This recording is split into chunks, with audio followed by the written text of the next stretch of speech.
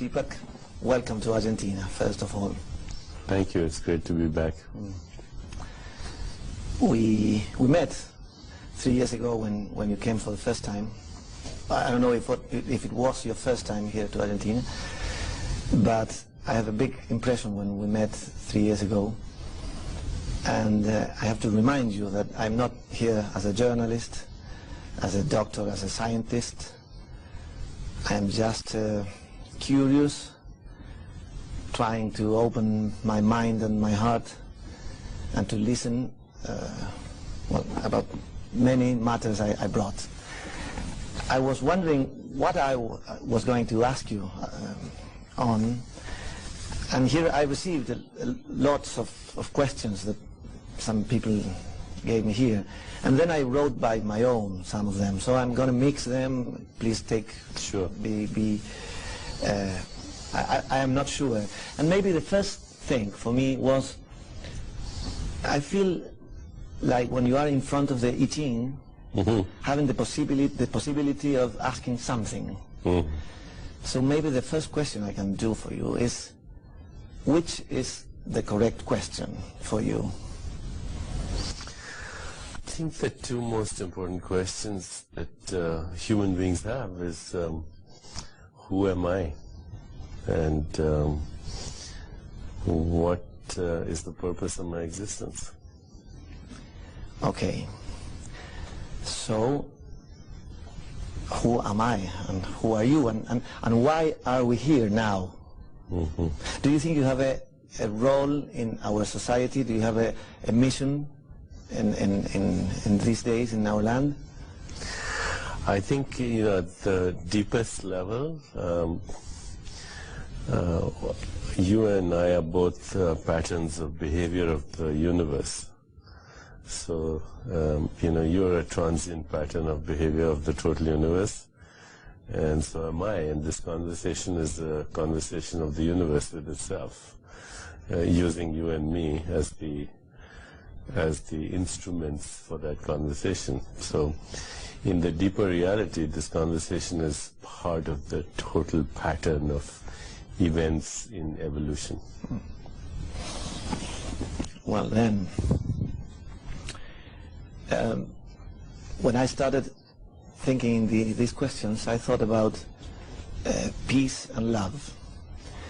And I thought these old ancient terms, as John Lennon said, maybe are all we need. Do you agree with that? Is it real that all we need is love and peace?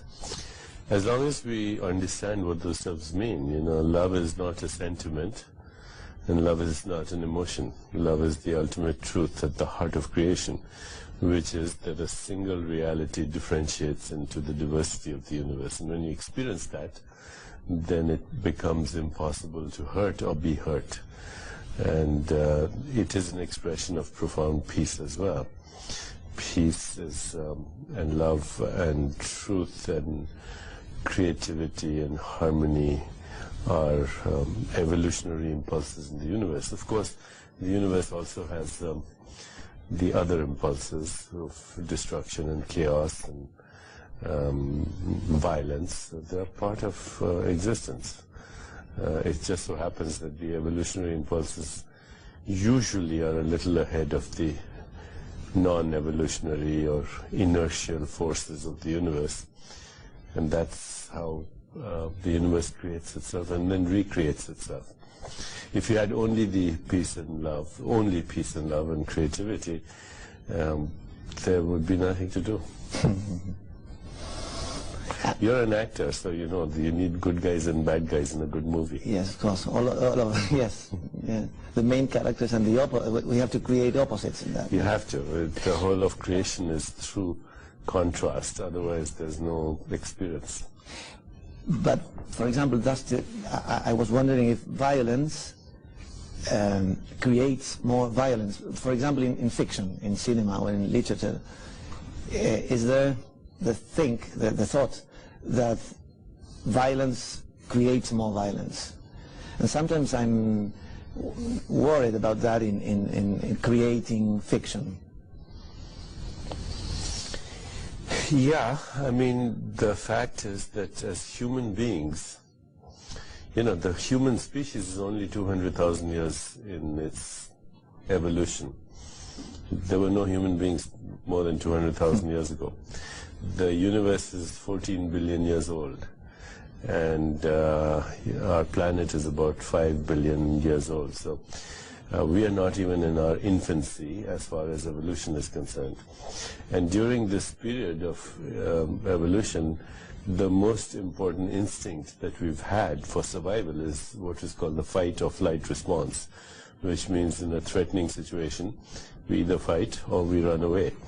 And because of that, we have survived. But what has happened is that we have become so good at it now that we have become the predator on the planet. And there's a saying in evolution, a permanently victorious species risks its own extinction. So many evolutionary biologists are saying that we have to now move to the next stage. Survival of the fittest has to be replaced by survival of the wisest. That wisdom becomes the new criterion for evolution. That predatory relationships have to be overwhelmed by symbiotic relationships. That it's now our responsibility to nurture the web of existence, the ecosystem. And that as we move into the next phase of our evolution, if we move in that direction, then that will become what creates a new civilization.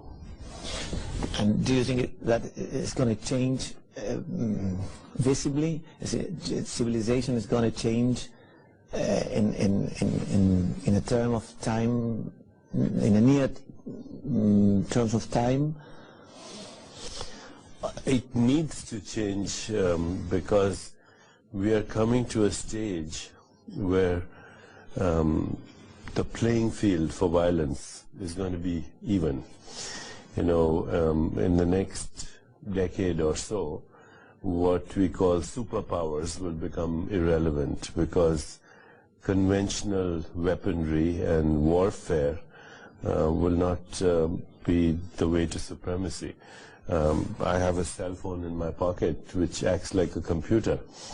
It can move electrons and cut off electricity, move electrons and hijack all the planes, or interfere with air traffic signals, move electrons and suffocate all the pacemakers and respirators, poison the food chain, cause the nuclear plant to leak.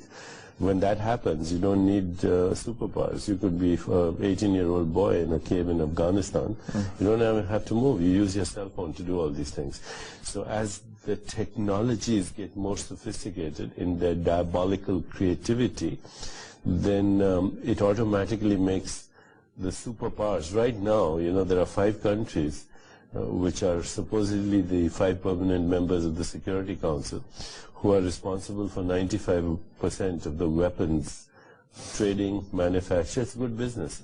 That's all going to become irrelevant. So either when you have modern technologies, modern capacities, and ancient habits, it's a devastating combination. And this is now the moment of crisis. Either we risk our extinction, or we completely transform our consciousness. It's an interesting time. We could go either way. They say if insects disappeared from our planet, then in 5 years all life on this planet would stop, because insects are part of the ecosystem. They also say that if human beings disappeared from the planet, then in 5 years life would flourish on our planet, because we are the predator, we are the cancer, we are the danger at this moment. So from nature's point, think of it from nature's point of view. Human species... We are the danger. Yeah, it was a good experiment that didn't work. Yeah, sometimes I think, I was going to ask you are we going too fast sometimes in terms of technology? I feel that human beings are creating such things that we cannot imagine the consequences of them. I mean, in terms of ecological disaster, or in a small way, all kind of waves and things through antennas and you mean cellular phones, all kind of things that we cannot measure its consequence. Well, the fact is that human creativity is unstoppable, and therefore technology is unstoppable. And yes, we do not know the consequences of what we create, but then nature has self-correcting mechanisms, you know. When we create technologies that get to a certain stage and you start to see cancer and illnesses, that's nature also correcting herself, you know. It's all a self-correcting process, so I wouldn't worry about that. The thing about technology is that technology by itself is neutral.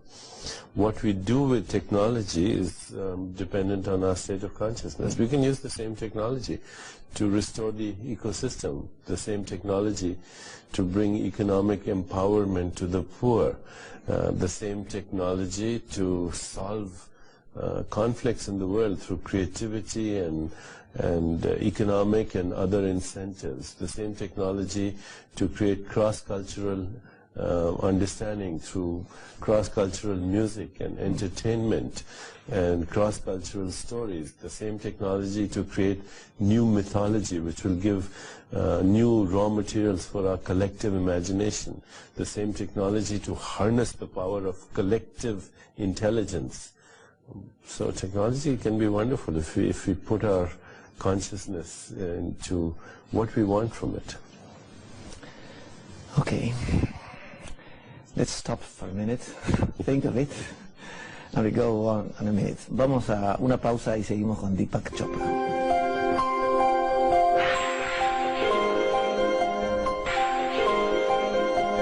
You know, I've told you that 3 days ago, when I heard that you were coming to Argentina, I was wondering if we were going to meet again. And I was thinking of, to write you an email to tell you if we can meet for other things, and I have some personal questions, not for here, but for me.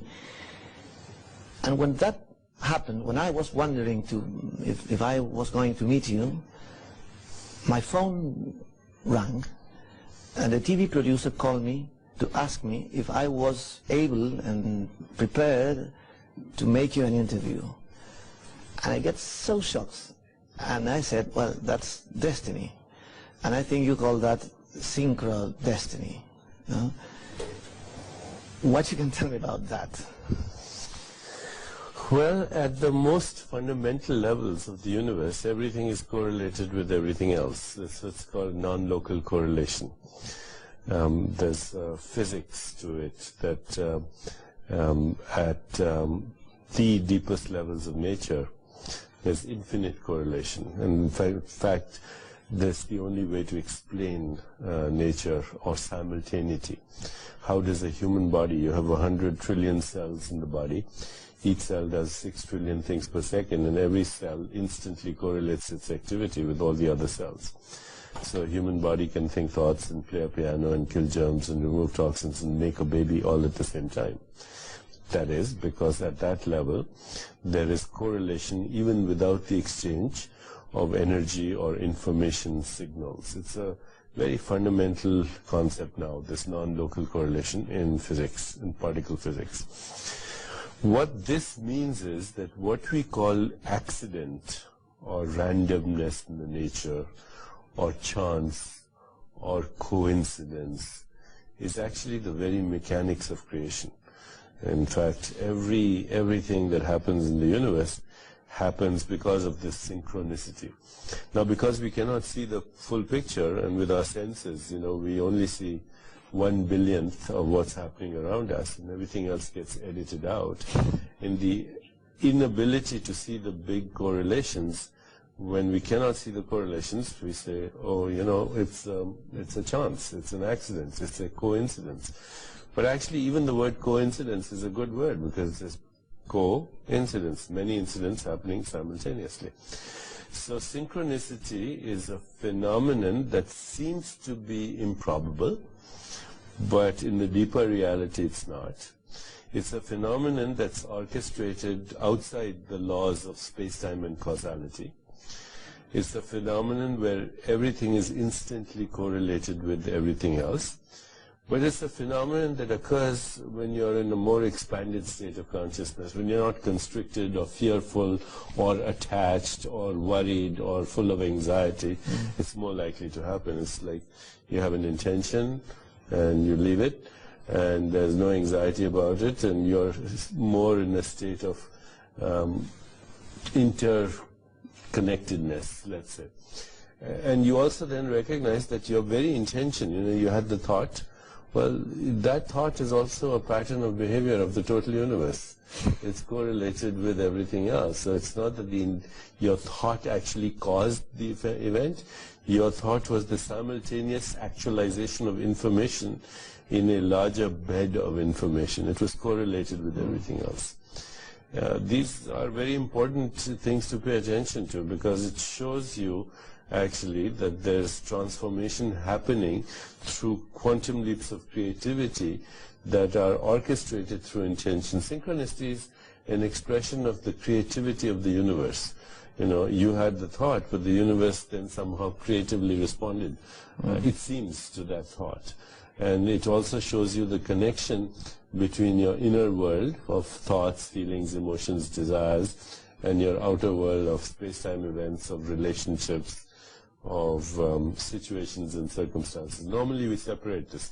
I have a private world, and there is a world out there which is everyone to see.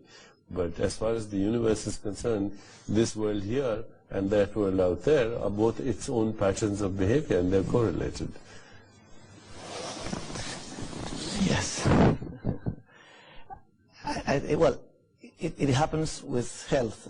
I mean, health, it's the normal way of being. Health, it is a sort of holy order that exists in nature. But I've heard about you that we can help to co-create that health. Is it, no? Do you think that it's that possible? How can we help to do that? By not interfering. Everything that's happening in nature is through effortless spontaneity. You're not making your heart beat right now, it's doing it. You're not regulating your blood pressure, it's doing it. You're not regulating your body temperature, it's happening. You're not regulating your blood sugar or the secretion of hormones. All this activity is happening simultaneously and effortlessly. The same thing is true in nature. A bird is flying effortlessly, fish are swimming effortlessly, flowers bloom effortlessly. So you see in nature there's a principle called do less, accomplish more, and ultimately do nothing and accomplish everything. It's the spontaneity which with something comes out of nothing. The whole universe comes out of nothing. Nothing becomes everything. Now, whenever we interfere with that process through stress, which is the perception of threat, by either feeling physically threatened or emotionally threatened or psychologically threatened, or getting too attached to me and mine, I am separate from everything else, or having attachment to the outcome, or using too much effort, or resisting the present moment, because the present moment is also a conspiracy of the total universe. You fight the present moment, you're fighting the whole universe. So anytime you put up resistance or fight or fear or separation, or everything is exclusively me or mine, or you get attached, then you start to interfere with that process. Health is wholeness, health is holy, health is healing. It's the spontaneous experience of I am connected with all that exists. I feel the worst enemy I have, and I think the worst enemy we have, is fear. Why is this enemy so powerful against us? Fear comes from feeling separate. Fear comes from I'm alone. There is me and the world, but actually there's no such thing. You are the world is in you, and you are in the world. You co-create each other. They are different expressions of, differentiated expressions of a deeper intelligence. When you know that, then there's peace, there's total peace, and there's comfort, And there is no anxiety, because anxiety comes from separation. You say, why is it so dominant in our world? It's part of the hypnosis of social conditioning. You know, that's how our media, that's how our advertising, that's how our products and our services, they're all about instant gratification for the skin-encapsulated ego.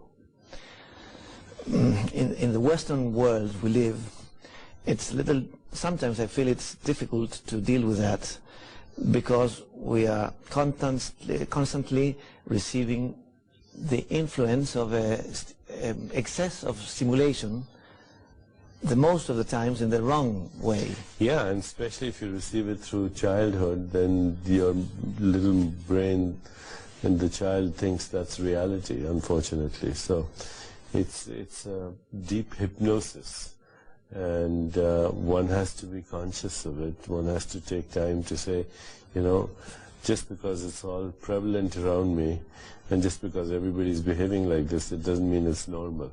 What we call normal is the psychopathology of the average.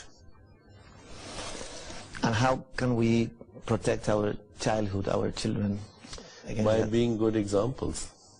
You know, children don't listen to lectures, they'll follow your lead. Yeah, as a father, do you have children? Yes, I have 2 grandchildren now. 2 grandchildren. So, well, as a father, I have a young kid. I always think that it's impossible to avoid making mistakes. But that's fine. You make mistakes. You learn from mistakes. You just don't have to repeat the same mistakes over and over again. Well, I think that younger countries are like kids, like younger people. You know? Big opportunities and also big mistakes. And that happens a lot here. What's your vision of our country, of Argentina, or Latin America in general, in nowadays? What is... Well, you see, the old countries also have a burden. Culture is a big burden, because when you have too much history, too much culture, then it overwhelms your creativity. And so, you know, just like you said, that young countries have so much creativity sometimes that it leads to anarchy and confusion. And old cultures have so much the burden of the past that they don't really embark on any creativity at all. I think we're moving in a new era now, where there will be the hybridization of a global collective intelligence. That's the only way to move forward, is to have cross-cultural understanding, to understand how the minds of different people work and think, to put everything in a context. There's cultural context, there's economic context, there's historical context, there's mythical context, there's religious context. We don't know this. You know, I just participated in a recent poll where we have for the first time surveyed more than 200 million Islamic people about everything, about values, about habits, about relationships, about sex, about spirituality, about war, about terrorism, about ecology. And that information is so important, because how do you negotiate with people or talk to people or have a dialogue with people if you don't even know what they're thinking and feeling? You know, if I, on the other hand, know how do you feel, what your observations are, how do you interpret your reality, what are your values, then I have a chance of connecting with your heart and your mind. But we now live in a society where that should be possible. You know, instead of trying to solve all our conflicts through violence, you know, and belligerence and arrogance and militarism, which is very primitive and is no basis, you know, today with the intelligence that we have in the world, to have to do that. It's like medieval, you know, and yet that's the only way we behave. And if we are going to move to the next stage of our evolution, we have to use our collective intelligence. There's a lot of intelligence in the world. It needs to be harnessed and connected. Okay, let's take a break and we go on in a minute. En un minuto seguimos con Deepak Chopra. Gracias.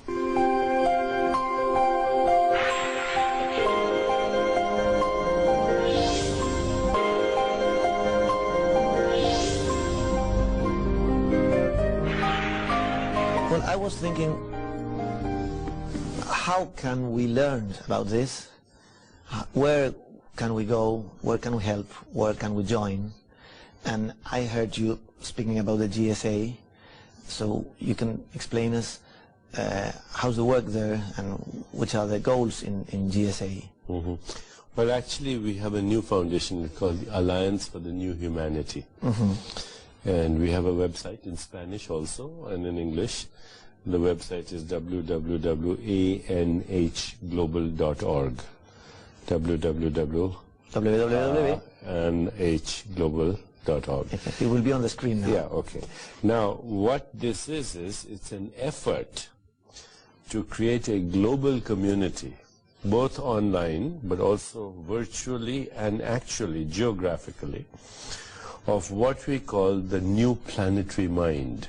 There are a lot of people in the world who are doing amazing things for ecology, for conflict resolution, for women, for children, for human rights, for social justice, for helping the poor become economically free. So they're already doing it. You know, these are like neurons that are all over the planet. The goal is now to connect them. And once you connect them, what you see is, oh, so-and-so is doing this, so-and-so is doing this, so-and-so is doing this. First of all, you get inspired. The second thing is you say that, you know, maybe I can help this person, or maybe this person can help me. So first they come together, then they connect with each other. And once they connect with each other, they exchange information, they exchange inspiration, they morally support each other, and sometimes they come up with creative ideas for even helping each other financially. I think we think of our foundation as a dating service. You know, when you connect two people, you don't know what's going to happen. Okay, they may fall in love. But they should meet. Okay, but they should meet. And so now we're saying is there's so many conscious people, so many conscious communities, so many conscious organizations that are doing so many things. They should meet. And once they meet, we don't know what can happen. Once you reach a critical mass of consciousness with people like this, the world could transform. You know, it took a few mothers to get together in America and say, you know, if somebody drives and they're drunk, that's against the law. Okay, it took a few people to say, you know, you cannot smoke in public places. And now, you know, many restaurants you can't smoke, at least in North America. It takes a few people to change the world, always. It's always been done by a few people.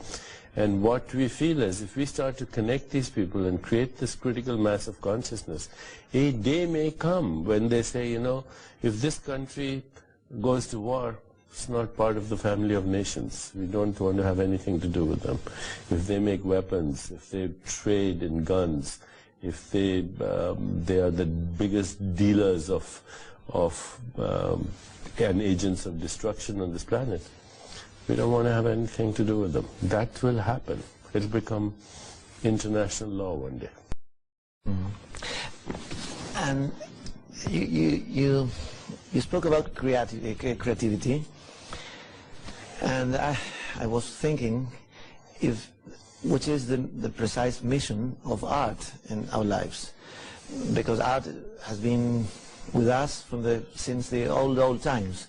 So which is the mission of art, and why is art so near us? Yes, you know, one of the things the United Nations is doing right now is they have a plan for what they call global Millennium Development Goals. You know, so many mosquito nets in Africa, curing of AIDS by such and such year, removing poverty, etc., etc. And what people are discovering is that you can have these goals, but they do not work till you have a convincing story. Okay, that human beings are storytellers, and what we call reality out there is the story that we have told ourselves. Therefore, art, theater, music, these are the ways we tell our story. And, you know, that's why people watch soap operas, that's why we watch tour television, because they want to see the story. They're fascinated by stories. We've told ourselves a story that is now the projected reality. And it's time to change the story. It's time to change the narrative. And there's no more powerful way to do that than through the medium of art. And even in these places, you see where the United Nations is working on AIDS, for example, you have to start, first of all, what's the story? Okay. It's not enough to give them drugs. You know, it costs, by the way, it costs $10,000 US dollars to treat one patient in Africa with AIDS per year. 10,000 US dollars. Why? Because the drugs are sold at market prices by multinational companies, and that's how they make money. But the same drugs can be bought in Asia for $400. But that's, you see, that's part of the story. Those drugs are not good. We have to change the story. But it's not the drugs. It's also the behaviors, the facts, the exploitation of women, the trafficking of children, the violation of human rights. Once you start to tell the stories compellingly, and you say, this is what is happening in our society, then we are, you know, human beings are compassionate, loving, understanding people. That's the real function of art. And art is here to create the new mythology, the new story that we want to spark our collective imagination with. Because it is in our collective imagination that the solution to whether it's AIDS, whether it's poverty, whether it's ecological disasters, or whether it's war. It's healing in a previous level. Yes, it's healing at a much deeper level, yes. See, America's fascination with war. You have movies on First World War, on Vietnam, on Second World War, on Korea. It's crazy. It's totally the story. Even the future, and the Star Wars. Star Wars, it's all about, the stories are all about violence. So that creates the collective, sparks the collective imagination. You have to change the narrative. I always thought that humor is a high level of intelligence. Humor is the highest level of spirituality, yes. Oh, thank you to confirm that. Highest level of I'm glad to hear that. And why? And why? Synchronicity is an expression of God's humor, isn't it? You know, synchronicity is the paradox of existence. If I have to explain a joke to you, then it's not a joke. But when your soul recognizes the paradox, it laughs. Qué divertido. I'm using a lot. I'm enjoying a lot.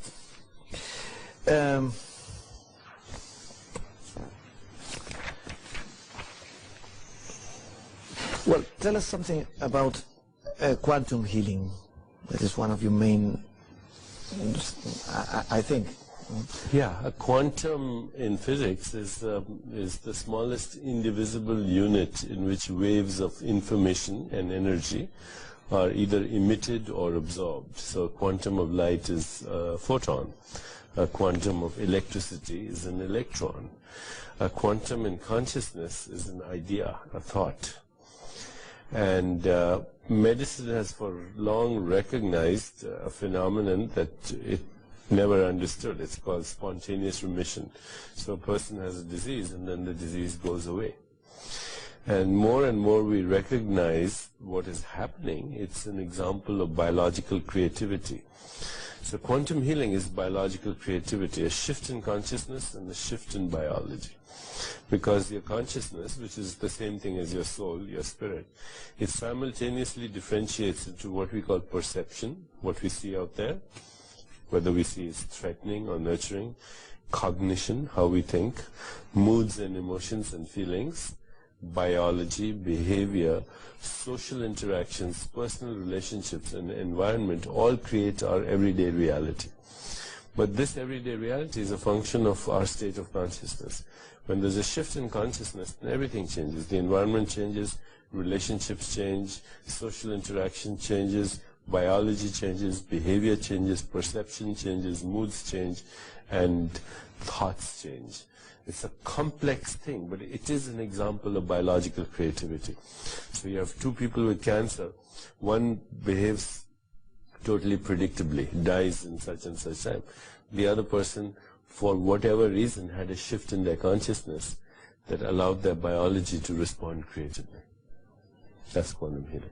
Mm. And is it real that we can change our DNA? You don't change the DNA, you change the expression of the DNA.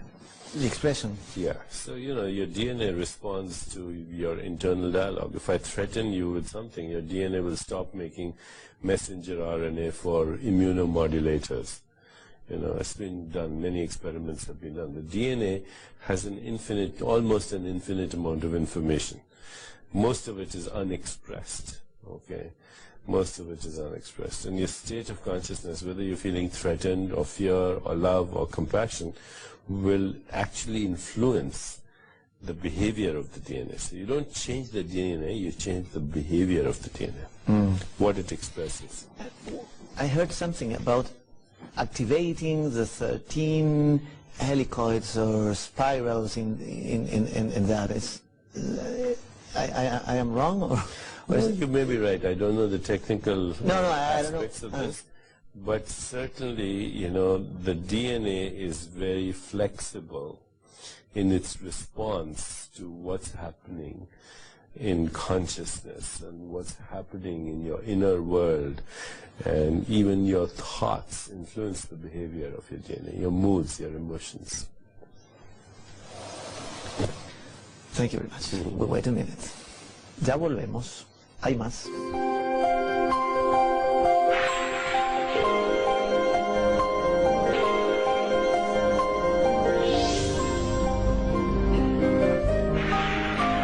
I brought this for you. I chose one of our spring flowers for you, and I want to give it to you and to ask you something. Yeah, that's beautiful. Thank you.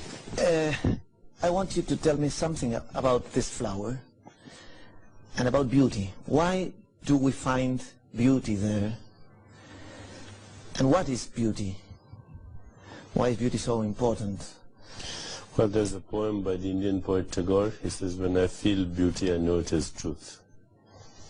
When I feel beauty. This flower is also sunshine and rain and rainbows and earth and water and wind and the infinite void and the whole history of the universe. Right here. It's also spirit in manifestation. So you feel the truth when you experience beauty. There's a flower, and there's the whole universe, right here. You talk something about water. Water is, life starts in the water. And nowadays in the planet, water is getting more and more, apparently, not more important, but there is something about that. Do you think it will be a problem? Not if we use our creativity, because there's ways to harvest water. You can harvest rainwater. There are ways to use the sea and desalinate the water. There's a lot of creative ways to harness it's ultimately, nothing is destroyed. It's all recycled. Your body is being recycled since the beginning of creation. You have at least 1 million atoms in your body that were once in the body of Christ, or Buddha, or Michelangelo. So if we understand that nature recreates herself constantly, and we just facilitate that intelligence in nature, then there's no lack of resources at all. But we have to see that it is done from a selfless point of view. Right now we have a situation where 5% of the world consumes 50% of the world's resources. Is it true that water molecules have a sort of memory? Yes. As Emoto said, there is a sort of... He's right, absolutely right. Water responds to intention, water responds to thoughts, water responds to love and compassion, and that's why when the ancient wisdom traditions, they used to bless the water, the holy water, sacrament. When you go to the church, you have holy water, sacrament, It has healing properties. Or you go to Lourdes, or you go to, some of these places where there is, the water has the collective intent of sacred sacrament, and the water actually does have healing properties. Because it's imbued with consciousness. Why are we so scared about death? Well, because we are not aware that death is the ticket to life. Because, your skin cells die once a month. If they didn't, your skin would be like leather. Your stomach cells die every 5 days, so they recreate themselves. In medicine, biology, we use a term called apoptosis. Apoptosis is programmed cellular death.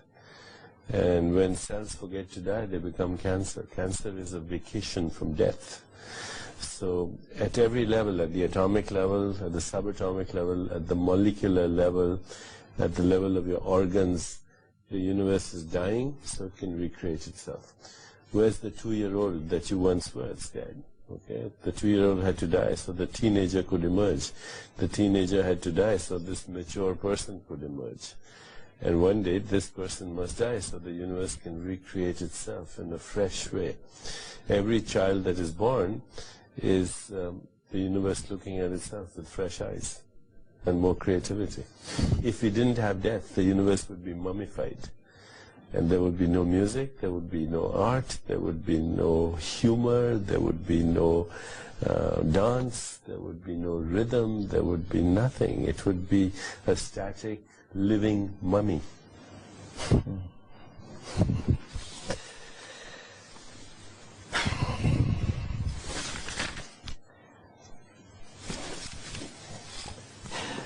There is a question that many years ago I couldn't answer to my son.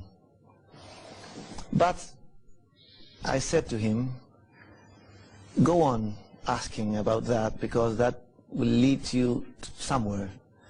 I think that question is the beginning of something. So I cannot answer you, but you go on asking about that. And he was 2 or 3 years old, and he asked me, if God made everything, who made God? Can't you answer me? First of all, who is God? God is being that becomes. So God didn't make anything. God became everything. Okay. The universe is the physical body of God. And there is a level of reality that's transcendent, which means it is acausal, which means it operates outside the laws of space-time and causality. So that level has no beginning and it has no ending. It's infinite. Now, we cannot imagine infinity, but we put a symbol, mathematics symbol, so that's infinity. But that doesn't mean you know what infinity is. As soon as you say there was a beginning, then you're immediately left with the dilemma. If there is a beginning, what's there before the beginning? If you say there's an ending, then you're immediately left with the dilemma, what's there after the ending? If you say there are edges in space, then the immediate question is, what's there after the outermost edge? So our new physics is not only more confusing than we think it is, it's more confusing than we can even conceptualize. And yet the fact is that infinity is the reality, okay? That the real has no beginning and has no ending. It is acausal. Nobody made it. It is its own self. And it furthermore does not exist in space-time. It's transcendent. You can't conceptualize it, but you can experience it.